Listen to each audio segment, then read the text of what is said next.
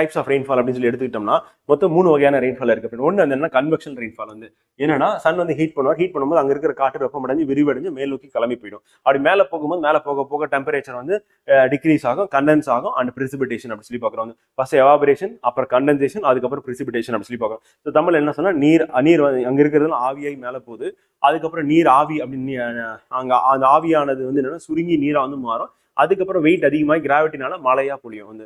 So அப்போ first வந்து என்ன, இந்த நீர் ஆவியா மாறணும், அதுக்கப்புறம் நீரா வந்து சுருங்கி அதுக்கப்புறம் மழையா வந்து பொழியணும் அப்படின்னு சொல்லி பார்க்கணும். ஸோ அதுதான் என்னன்னா கன்வெக்ஷன், வெப்பச்சலன மழை. இதை நம்ம எப்போ கேள்விப்படுவோம் அப்படின்னு பார்த்தீங்கன்னா, கோடை காலங்களில் சம்மர்ல வெப்பச்சலன மழை வந்து பெஞ்சுது அப்படின்னு சொல்லி நம்ம வந்து நியூஸ் பேப்பர்லையும் டிவிலையும் வந்து படிப்பீங்க, அப்புறம் கேட்பீங்க வந்து. அப்போ என்னன்னா அதிகமாக வெப்பமடையும் போது அங்கே இருக்கிறது எல்லாம் ஆவியை மேலே போய் அதுவே கிளவுடா மாறி அதனால மழை பொழிவு கிடைக்கும். அதே மாதிரி ஈக்குவட்டோரியல் ரீஜன்ல பூமத்திய ரேகை பகுதி இருக்குல்ல, அங்க வந்து பாத்தீங்கன்னா 4 o'clock ரெயின்ஃபால் அப்படின்னு சொல்லி சொல்லுவாங்க வந்து பாத்தீங்கன்னா. ஸோ 4 மணிக்கு வந்து ஈவினிங் வந்து மழை பெய்யும் ஃப்ரெண்ட் வந்து பாத்தீங்கன்னா.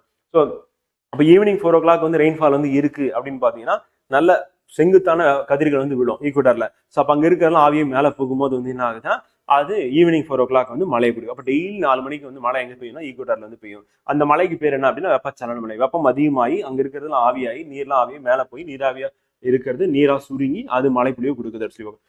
அடுத்து வந்து ரிலீஃப் ஆர் ஓரோகிராஃபிக் ரெயின்ஃபால், மழை தடுக்கிறதுனால ஏற்படக்கூடிய மழைப்பொழிவு. இப்போ ஒரு மலைத்தொடர் இருக்கு அப்படின்னா அதை வந்து பார்த்தீங்கன்னா வீசக்கூடிய அந்த காற்றுகள் வந்து பார்த்தீங்கன்னா ஈரப்பதம் மிக காற்று மலையில மோதி மேலே ஏறுது. அப்படி மேலே ஏறும்போது வந்து அதுக்கு மேலே போக முடியாம மழை தடுக்கணும், அங்கே மழை பொழியும் அப்படி சொல்லி பார்க்க மழை தடுப்பு மழை பொழிவு அப்படி சொல்லி சொல்லணும். இது வந்து என்னன்னா ரிலீஃப் ஆர் ஓரோகிராஃபிக் ரெயின்ஃபால் அப்படின்னு. இது வந்து வெஸ்டர்ன் காற்றுக்கு பெஸ்ட் எக்ஸாம்பிள் சொல்லலாம். அதுக்கு அடுத்து சைக்ளோனிக் ரெயின்ஃபால். அப்போ சைக்ளோனிக் ரெயின்ஃபால் அப்படின்றது என்னன்னா வெப்ப காற்றும் குளிர் காற்றும் ஒன்னா வந்து சேரும். இப்போ லோ ப்ரெஷர் இருக்கு அப்படின்னா அதை ஃபில்அப் பண்றதுக்காக சுத்தி இருக்கக்கூடிய பகுதியில இருந்து குளிர் காற்று வரும். அது வந்து ஃபிக்ஸ் ஆகும்போது என்னன்னா இந்த லோ ப்ரெஷரா இருக்கு வெப்ப காற்று அப்படி மேல் நோக்கி கிளம்பும். ஸோ அது வந்து மேகமா மாறி அங்க வந்து மழை வந்து கொடுக்குது அப்படி சொல்லி பார்க்கலாம். ஸோ அது வந்து சைக்ளோனிக் ரெயின்ஃபால் அப்படி சொல்லி புயல் மழை அப்படி சொல்லிட்டு இப்போ 1 by 1 பார்ப்போம். ஸோ ஃபர்ஸ்ட் வந்து கன்வெக்ஷன் ரெயின்ஃபால் அப்படின்னு எடுத்துனா வெப்பச்சலன மழை அப்படின்னு வந்து since equatorial regions receives vertical sun rays வந்து. ஸோ அப்போ என்ன ஆகும் அப்படின்னா பிகம் ஹாட், ரொம்ப வெப்பமா மாறிடும். ஸோ சூரிய கதிர்கள் பூமத்திய ரேகை பகுதியில் செங்குத்தாக விளையாடுறதுனால என்ன ஆகுது அப்படின்னா காற்று விரிவடைந்து வந்து அங்க என்ன செங்குத்தாக மேலெழும்பும் வந்து. அப்ப மேலே செல்ல என்ன ஆகும், வெப்பநிலை குறையும். அதான் வந்து லாப்ஸ் ரேட். ஒவ்வொரு 1 கிலோமீட்டர் உயரம் போனோம்னா 6.5 டிகிரி செல்சியஸ் குறையும். அப்ப குளிர்ச்சி அடைந்தது என்னவா மாறுதுன்னா முகில்கள் உருவாகின்றன அப்படி சொல்லி பார்க்கிறோம். ஸோ மேகங்கள் அங்க உருவாகுது. மேலே போக போகனா கிராஜுவலி வந்து என்னன்னா டெம்பரேச்சர் வந்து ரெடியூசஸ் வந்து கிராஜுவலி அப்படி பார்க்கணும். And air gets cooled and forms cloud அப்படி பார்க்கணும். மேலே போகும்போது வந்து ஒரு கட்டத்துல என்ன ஆயிருது அப்படின்னா க்ளவுட்ஸ் ரீச் டியூ பாயிண்ட் வந்து.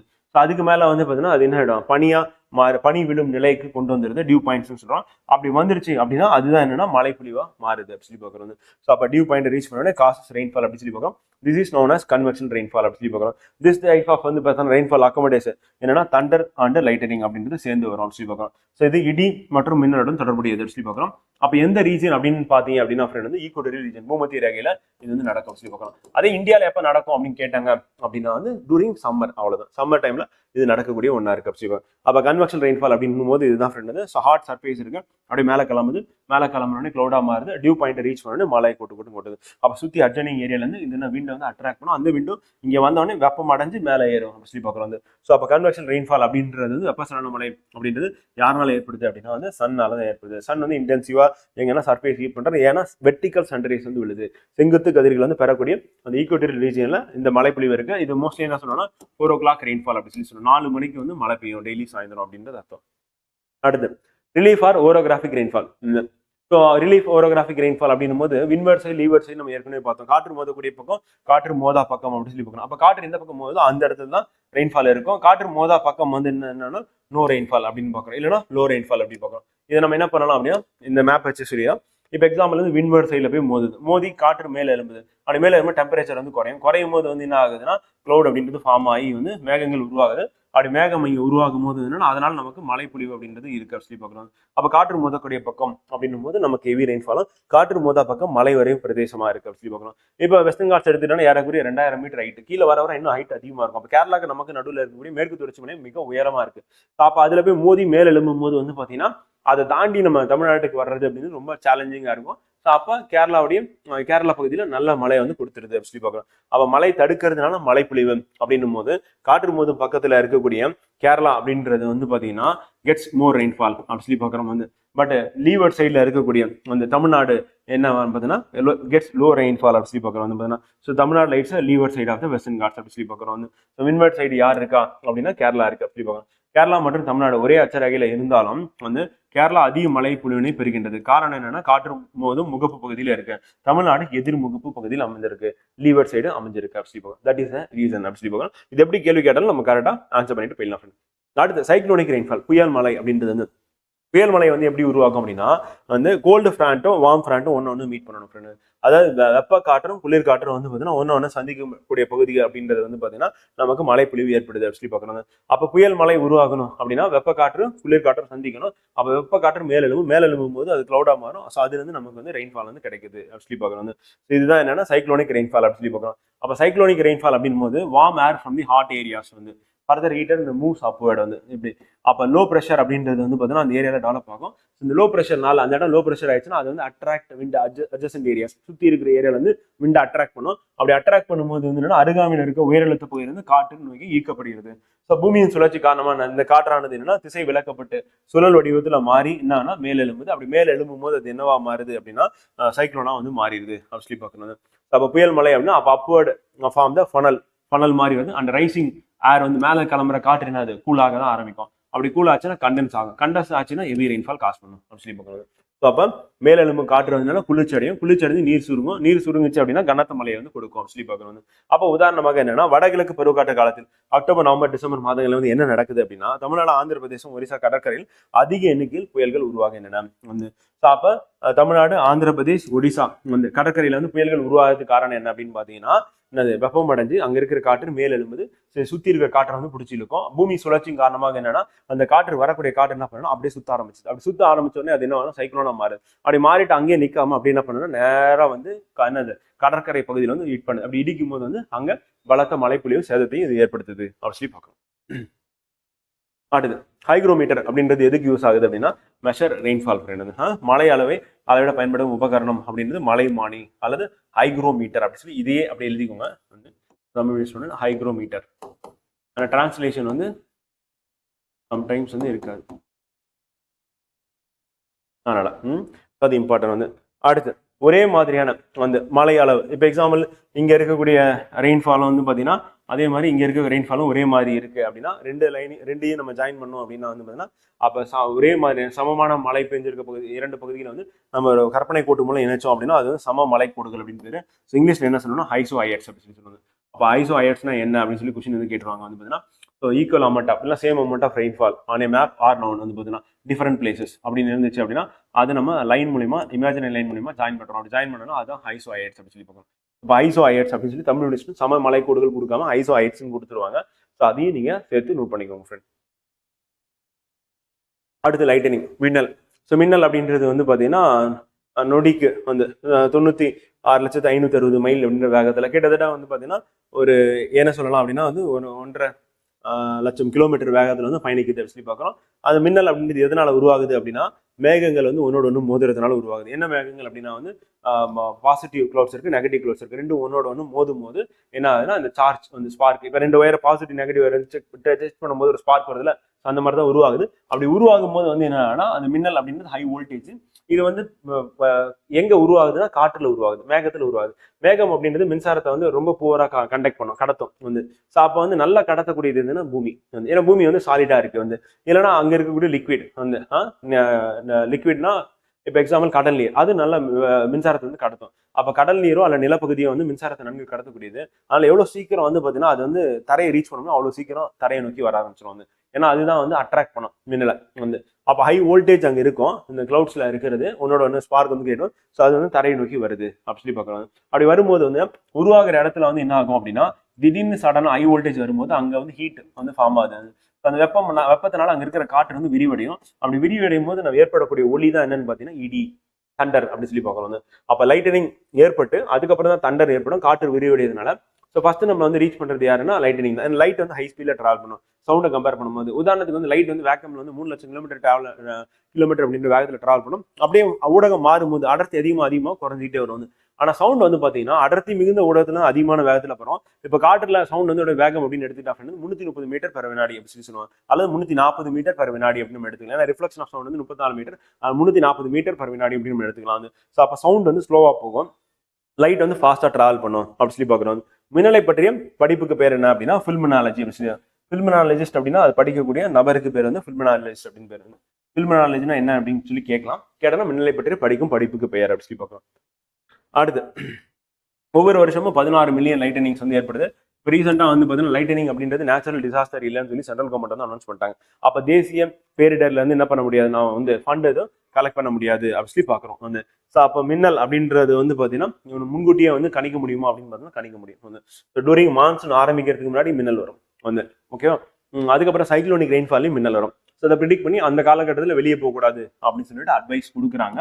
ஸோ அந்த அட்வைஸை கரெக்டாக ஃபாலோ பண்ணி நம்ம வெளியே போகல அப்படின்னா வந்து பார்த்தீங்கன்னா இந்த பாதிப்புல இருந்து காப்பாற்றிக்கலாம் அப்படி சொல்லி பார்க்குறோம் வந்து. நம்ம மின்னல் தொடர்புடையது எது அப்படின்னா ஒன்று வந்து கன்வெக்ஷனல் ரெயின்ஃபால், ரெண்டாவது வந்து பார்த்தீங்கன்னா சைக்ளோனிக் ரெயின்ஃபால் அப்படி சொல்லி பார்க்குறது. Also clouds formed from volcanic eruption இருக்குல்ல, ஸோ அங்கேயும் வந்து இடி மின்னல் அப்படின்றது ஏற்படுது அப்படி சொல்லி பார்க்குறாங்க. ஒன்று வந்து பார்த்தீங்கன்னா வெப்பச்சலன மலை, அதுலேயும் இடி மின்னல் வரும், புயல் மலை, அப்புறம் எரிமலை மிகில்களோட இணைந்த மின்னல் ஏற்படுகிறது அப்படி சொல்லி பார்க்குறோம். நேர் மற்றும் எதிர் மின்னோட்டம் கொண்ட பண்புகளை கொண்ட மேகங்கள் ஒன்றுக்கு ஒன்று சந்திக்கும் போது என்ன ஆகுதுன்னா மின்னல் அப்படின்றது உருவாகுது அப்படின்ற பாயிண்ட் நோட் பண்ணிக்கோங்க வந்து. எப்படி ஃபார்ம் ஆகுது அப்படின்னு கேட்டோம்னா meeting of the positive and negative வந்து charges in the clouds containing ice வந்து. ஸோ அது இப்போ டச் பண்ணும்போது உருவாகுது. இதை பற்றி நான் ரிசர்ச் அப்படின்றது வந்து பண்ணியிருக்காங்க. இதுலேருந்து எலக்ட்ரிசிட்டி ஜெனரேட் பண்ணலாம் அப்படின்னு சொல்லி ட்ரை பண்ணுறாங்க. அப்படி ஜெனரேட் பண்ணோம் அப்படின்னா அங்கேருந்து கரண்ட் மின்சாரத்தை எடுத்துனா நம்ம வந்து பயன்படுத்த முடியும் அப்படின்றது. அடுத்து தண்டர்ஸ்டார்ம்ஸ், இடியனும் கூடிய மழை அப்படின்றது வந்து. ஸோ டிராபிக்கல் ரீஜியனில் வந்து பார்த்தீங்கன்னா இது வந்து நடக்கும். அண்ட் ரெய்னி சீசன் வந்து ஸோ மழை காலங்களில் அதுவும் ஆஃப்டர்நூன் ஆர் ஈவினிங் அப்படின்றது வந்து பார்த்தீங்கன்னா தண்டர்ஸ்டார்ம் அப்படின்றது வந்து ஏற்படுது அப்படி சொல்லி பார்க்கணும். சயன மண்டல பகுதியில் வெப்பமண்டலம் இருக்குல்ல, அந்த பகுதியில் அதுவும் மழை காலங்களில் பிற்பகல் அல்லது மாலை வேலையில் வந்து நிலப்பரப்பின் மீது காணப்படுகிறது அப்படி சொல்லி பார்க்குறோம். இடியுடன் கூடிய புயல் மழை அப்படி சொல்லி பார்க்குறோம் வந்து. ஸோ இது என்னன்னா பேரழிகளில் தான் மோஸ்ட்லி வந்து ஏற்படும். அது இரவு நேரங்களில் காணப்படுகிறது அப்படி சொல்லி பார்க்குறோம். பருவ காற்று காலநிலை இருக்குல்ல, ஸோ அது ஆரம்பிக்கும் போதும் கோடை பருவ காற்று தொடக்கம் மற்றும் முடியும் காலங்களில் இது வந்து ஏற்படுகிறது. இது தோற்றம் முடிவு வந்து எதுனா அந்த சவுத் வெஸ்ட் மான்சூன் இருக்குல்ல, ஸோ அப்போ வந்து என்ன இருக்கும் அப்படின்னா வந்து நமக்கு டிராபிக்கல் தண்டர்ஸ்டார்ம்ஸ் அப்படின்றது இருக்கு அப்படின்னு ஞாபகம் வச்சுட்டா போதும்.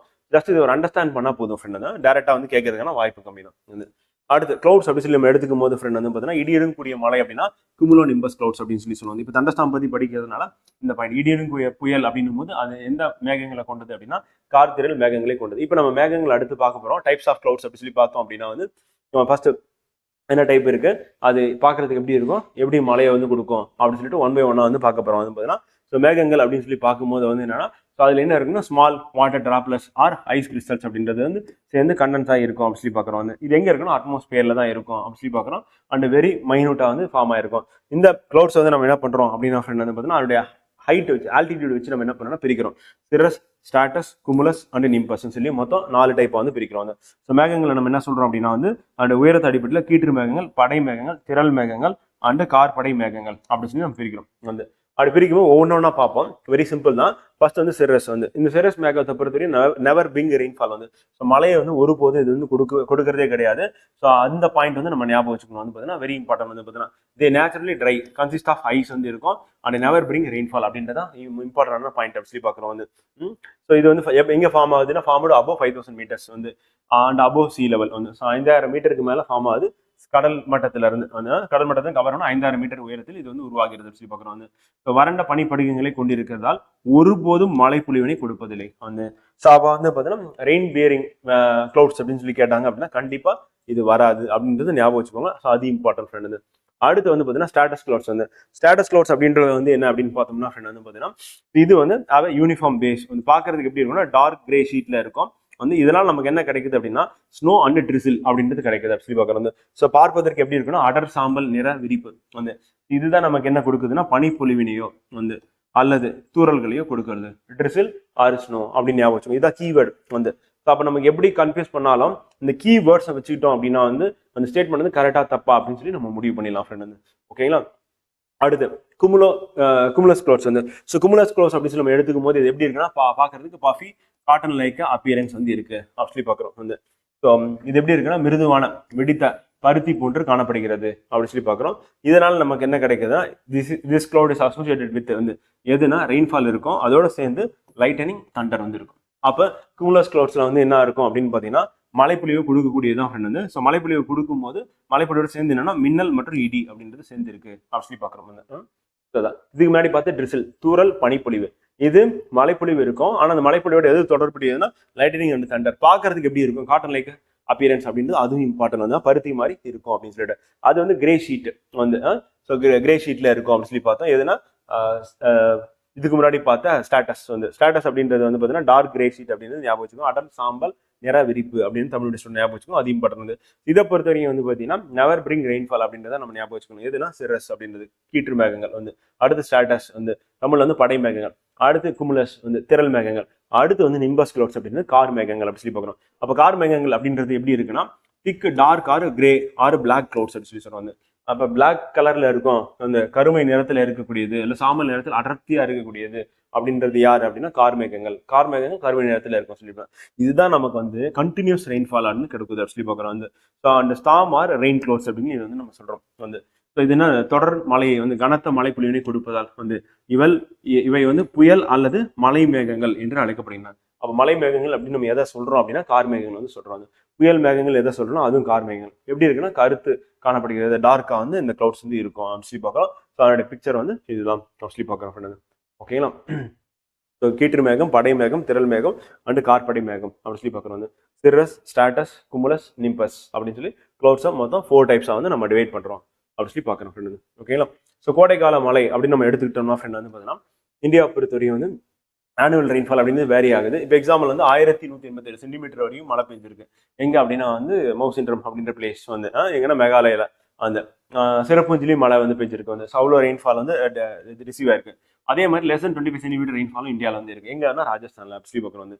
அப்போ அதிகபட்சமான மழைப்பொழிவு இருக்கு குறைந்தபட்சமான மழைப்பொழிவு அப்படின்றது இந்தியாவில் இருக்கு அப்படி சொல்லி பார்க்குறோம். அப்போ தார் பாலைவனத்தில் எவ்வளோ மழைப்பொழிவு அப்படின்னா லெஸ் தன் 25 சென்டிமீட்டர் ரெயின்ஃபாலும் அதே மேகாலயில சிறப்புஞ்சில் வந்து 1187 சென்டிமீட்டர் ரெயின்ஃபாலும் ரிசீவ் ஆயிருக்கு அப்படி சொல்லி பார்க்குறோம். அப்போ அங்கே 1 வருஷம் பேர மழை இங்கே 50 வருஷம் பேர மழைக்கு வந்து சமமா இருக்கு அப்படி சொல்லி பார்க்குறோம். ஸோ அந்த அளவுக்கு குறைவான மழைப்பொழிவும் இங்கே வந்து கிடைக்குது. அப்போ வேரியேஷன்ஸ் வந்து ரொம்ப அதிகமாகவே இருக்கு. ஸோ அப்படி பார்க்கும்போது வந்து பார்த்தீங்கன்னா எங்கன்னா சம்மர்ல வந்து ஸோ வின்டர் டைம்ல அப்படின்னும் போது வந்து ஹெவி ரெயின்ஸ் அப்படின்றது வந்து எங்க இருக்கு அப்படின்னு பார்த்தீங்கன்னா வின்டர் குளிர்காலத்துல மழைப்பொழிவு அப்படின்னு எடுத்துட்டா ஒன்று தமிழ்நாடு வந்து கேரளா வந்து இன்னொன்று வெஸ்டர்ன் டிஸ்டர்பன்ஸ்னால மழைப்பொழிவு இருக்கு அப்படின்னு நம்ம ஏற்கனவே வந்து பார்த்தாச்சு.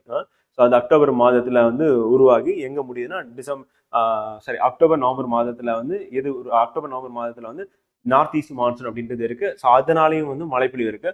அது முடிஞ்சோன்னா டிசம்பர் மாதம் அது அப்படியே கண்டினியூ பண்ணி அதிக மழைப்பொழிவு வந்து நமக்கு வந்து கொடுக்குது. அந்த தமிழ்நாட்டின் கடற்கரை நோக்கி வந்து இது வீசுறதுனால குளிர்காலத்தில் தமிழ்நாட்டுக்கு வந்து மழை கிடைக்குது அப்படி சொல்லி பார்க்கலாம். அதே நேரத்தில் வெஸ்டர்ன் டிஸ்டர்பன்ஸ்னாலே வந்து நார்த் இந்தியாவில் மழை வந்து கிடைக்குது அப்படின்றது ஞாபகம் வச்சுக்கோங்க. அதை வந்து குளிர்கால மழைப்பொழிவு அப்படின்னு சொல்லி நம்ம பார்க்குறோம் வந்து.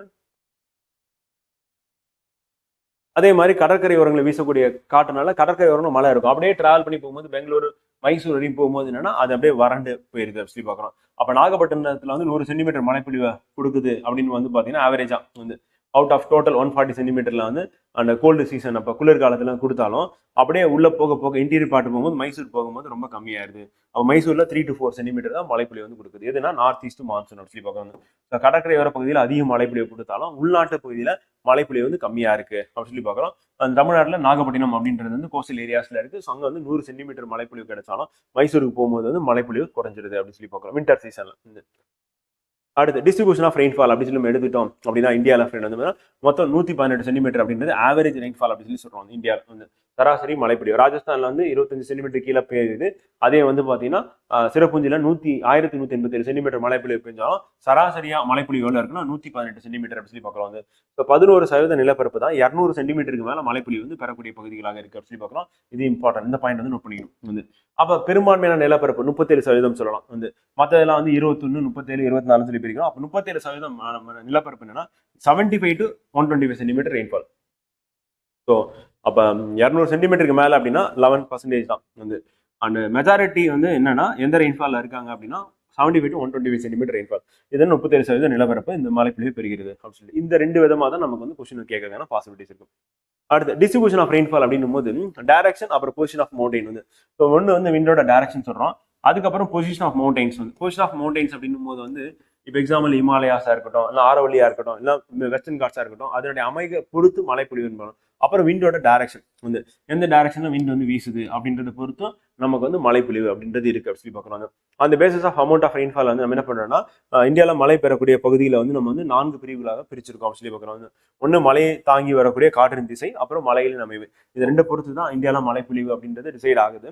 அதை 4 பிரிவாக பிரிக்கும் போது வந்து பார்த்தீங்கன்னா regions of very heavy rainfall, மிக அதிக மழைப்பொழிவு பெறக்கூடிய பகுதிகள் அப்படின்னும் போது 200 சென்டிமீட்டருக்கு ரெயின்ஃபால் வந்து மழையை பெறக்கூடிய மாநிலங்கள் பகுதிகள் எது எது அப்படின்னு பார்த்தோம்னா வந்து ஒன்று வந்து ஈஸ்டர்ன் ஹிமாலயாஸ், வந்து இமயமலையோட கிழக்கு பகுதி. இங்க இது காரணம் என்னன்னா பே ஆஃப் பெங்கால் பிரான்ச் வந்து வங்காள விரிகுடாக்குள்ள இருக்குல்ல, அது போய் மோதுறதுனால வந்து கிடைக்குது சொல்லி பார்க்கலாம்.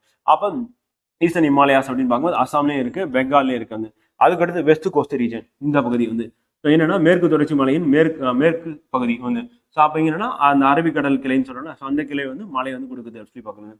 ஸோ அப்போ ஹெவி ரெயின்ஃபால் வந்து காசு பண்ணுது. அப்போ ஞாபகம் வச்சுக்க வேண்டியது என்னன்னா இமயமலையோட வடகிழக்கு பகுதியும் அப்போ மேற்கு தொடர்ச்சி மலையின் மேற்கு பகுதியில் வந்து அதிகமான மழைப்பொழிவு கிடைக்குது சொல்லி பார்க்கணும். அப்போ ரீஜியன் அப்படின்னு பார்த்தீங்கன்னா இங்கே என்ன இருக்குன்னா கொங்கன் கடற்கரை, கனரா கடற்கரை, மலபார் கடற்கரை நம்ம ஏற்கனவே பார்த்தோம். வந்து ஸோ மேற்கு கடற்கரையை வந்து என்ன பண்றோம் 3 பார்ட்டா பிரிக்கணும். ஸோ அங்கே வந்து ஹெவி ரெயின்ஃபால் வந்து கிடைக்குது அப்படி பார்க்குறோம். வந்து அது இம்பார்ட்டன். அப்போ 200 சென்டிமீட்டருக்கு வந்து இங்க என்ன பாக்குறோம்னா வித் ஓவர் 200 சென்டிமீட்டருக்கு மேல இருக்கக்கூடிய ரெயின்ஃபால். ஸோ அப்போ எந்தெந்த பகுதிகள் அப்படின்னு சொல்லி எடுத்துட்டோம்னா கிழக்கு இமயமலை வந்து அதான் கீவேர்டு வந்து. ஸோ அதுக்கு அடுத்து என்ன அப்படின்னு வந்து பாத்தீங்கன்னா மேற்கு மலைத்தொடர் இருக்குல்ல, அதனுடைய மேற்கு தொடர்ச்சி மலையின் மேற்கு பகுதி அப்படின்றது இம்பார்ட்டன் வந்து. அப்போ மேற்கு கடற்கரை பகுதிகள் வந்து அது கீவேர்டு. இது ரெண்டுத்தையும் ஞாபகம் வச்சுக்கணும்னா அது பக்கத்தில் இருக்கக்கூடிய ஸ்டேட்ஸ் அப்படியே போட்டுற வேண்டியதான் வந்து. இது 200 சென்டிமீட்டருக்கு மேல வந்து regions of 100 to 200 centimetre rainfall அப்படின்னு சொல்லி பார்க்குறோம். அப்போ 200லேருந்து 200 சென்டிமீட்டர் அப்படின்னும் போது இதுக்கு பக்கத்தில் அப்படியே அதுக்கு பக்கத்தில். ஸோ அப்படியே இமயமலையோட அடிவாரம்னா அதுக்கு பக்கத்தில். ஸோ இங்கே என்ன ரெயின்ஃபால் இருக்கு அப்படின்னு பார்த்தீங்கன்னா 100 to 200 சென்டிமீட்டர் ரெயின்ஃபால் அப்படின்னு சொல்லி போட்டுலாம். ஆனால் இதை வந்து நமக்கு எக்ஸாக்டா கொஸ்டின் வந்து இருக்காது வந்து. ஆனால் மெஜாரிட்டி என்னன்னா 75 to 125 அப்படின்றது நம்ம ஞாபகம் வச்சுக்கணும். ஸோ அது வந்து இம்பார்ட்டன் வந்து. இந்தியாவில் மெஜாரிட்டியா ரெயின்ஃபால் வந்து என்ன ரேஞ்சில் இருக்குன்னா 75 to 125. 200 சென்டிமீட்டருக்கு மேலே 11% இருக்கு அப்படின்னு ஞாபகம் வச்சுக்கணும். ஆவரேஜ் இந்தியா வந்து 118 சென்டிமீட்டர் அப்படின்னு இம்பார்ட்டன் வந்து. ஸோ அதை ஞாபகம் வச்சுட்டா போதும் வந்து. அடுத்து மிக குறைந்த மழை பெறும் பகுதி இருக்குல்ல ஃப்ரெண்ட், அதுதான் நமக்கு அடுத்த கொஸ்டின் வந்து கேட்போம் வந்து. ரீஜன்ஸ் ஆஃப் மாடரேட் ரெயின்ஃபால் அப்படின்றது ஒரு பக்கம் இருக்கலாம் வந்து, நீங்க அந்த பாயிண்ட் நோட் பண்ணிக்கலாம். மெயின்ஸ்க்கு வந்து இம்பார்ட்டன். பட் ப்ரிலிம்ஸ் பொறுத்தவரையும் வந்து பார்த்தீங்கன்னா நமக்கு regions of scanty rainfall less than 50 centimetre வந்து. என்னன்னா லெஸ் தென் 25 சென்டிமீட்டர் அப்படின்னு போட்டோம்னா ராஜஸ்தானுடைய நார்த் வெஸ்டர்ன் பார்ட் அப்படின்றது இம்பார்ட்டன் வந்து. ஸோ குறைவான மழை பொழிவு அப்படின்னா 50 சென்டிமீட்டருக்கு குறைவாக மழை பெறக்கூடிய இடங்கள் அப்படின்னு சொல்லி பார்த்தீங்க அப்படின்னா இந்த ரீஜன் எல்லாமே வந்துடும். 50 சென்டிமீட்டருக்கு குறைவா வந்து மழை பெறக்கூடிய பகுதிகள் அப்படின்னு பார்த்தோம்னா. ஸோ அப்போ மேற்கு ராஜஸ்தான், இந்த ராஜஸ்தானுடைய மேற்கு பகுதி, தென் பஞ்சாப், ஏன்னா டெசர்ட்டோட எக்ஸ்டென்ட். பஞ்சாப் இருக்குன்னா பஞ்சாபோட தென்னு, ராஜஸ்தான் இருக்கு ராஜஸ்தானோட மேற்கு பகுதி அப்படின்னு சொல்லி பார்க்கலாம். அப்போ மேற்கு தொடர்ச்சி மலையின் மலை மறைவு பகுதி வந்து எந்த பார்ட் அப்படின்னா சென்டர் பார்ட், இந்த ரீஜன். இது வந்து 50 சென்டிமீட்டர் கீழே. ஆனா இங்க போயிட்டோம்னா 25 சென்டிமீட்டர் கீழே போயிடும் வந்து. லடாக்குடைய அந்த பகுதிக்கு போனால் அங்கேயும் மழை பெய்யுது. காரணம் என்னன்னா மவுண்டைன் வந்து தடுத்துருது, அதை தாண்டி போய் மழை வந்து பெய்யறதுக்கு வேலையே கிடையாது சவுத் வெஸ்ட் மான்சூன்ல. ஸோ அப்போ தக்கான பீடபூமியின் மலைமறைவு பகுதி வந்து மேற்கு ராஜஸ்தான், தென் பஞ்சாப் வந்து. இந்த பகுதியில் எப்படி இருக்குன்னா குறைவான மழைப்பொழிவு இருக்கு அப்படின்னு சொல்லி பார்க்குறாங்க. ஸோ ஒன்று வந்து பார்த்தீங்கன்னா நார்தன் பார்ட் ஆஃப் காஷ்மீர் இருக்கு, அதுக்கு பதிலாக நம்ம என்ன பண்ணலாம் லடாக்னு போட்டுக்கலாம் வந்து. இப்போ வந்து லடாக் தான் வந்து லடாக் இருக்குல்ல. ஸோ லடாக்ல வந்து மழைப்பொழிவு ரொம்ப கம்மி. அதுக்கப்புறம் வந்து சதன் பஞ்சாப் வந்து, பஞ்சாபுடைய சதன் பார்ட் வந்து, வெஸ்டர்ன் பார்ட் ஆஃப் ராஜஸ்தான் அப்படி சொல்லி பார்க்குறோம் வந்து. ராஜஸ்தானோட மேற்கு பகுதி அப்படி சொல்லி பார்க்குறோம் வந்து. அதுவும் இம்பார்ட்டன் வந்து. அதுக்கப்புறம் டெக்கன்ல இந்த தக்கான பீடபூமி எடுத்துக்கா இந்த ரீஜியன் வந்து மலைமறைவு பகுதி எதுனா இந்த வெஸ்டர்ன் காட்ஸோட ஷேடோ ரீஜியனா வந்து அமைஞ்சிருது அப்படி சொல்லி பார்க்கலாம். அங்கே மழைப்பொழிவு எப்படி இருக்குன்னா லெஸ் தென் 50 சென்டிமீட்டர் ரெயின்ஃபால் வந்து இருக்கு அப்படி சொல்லி பார்க்கலாம் வந்து ஃப்ரெண்ட். ஸோ இந்த அதிகமாக பெய்யறது அதுக்கப்புறம் கம்மியாக பெய்யுது, இது ரெண்டு தான் இம்பார்ட்டன்ட் எக்ஸாம் பாயிண்ட் ஆஃப். அதை ஞாபகம் வச்சுட்டோம் அப்படின்னா போதும் வந்து. ஓகேவா?